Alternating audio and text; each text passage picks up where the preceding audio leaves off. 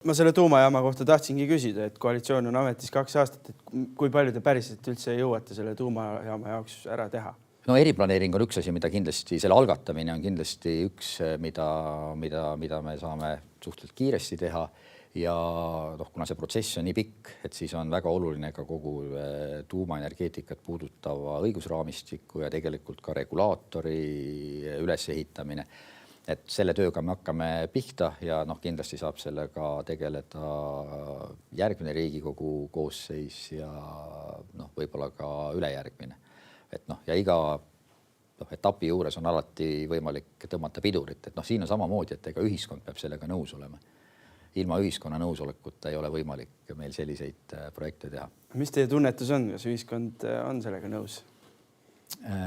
No praegu uuringute järgi tegelikult ju toetust tuumaenergeetikale on ja ma lihtsalt võin tuua näite Prantsusmaalt, millel on väga pikk ajalugu tuumaenergeetikas ja väga nagu tugevad ohutusstandardid.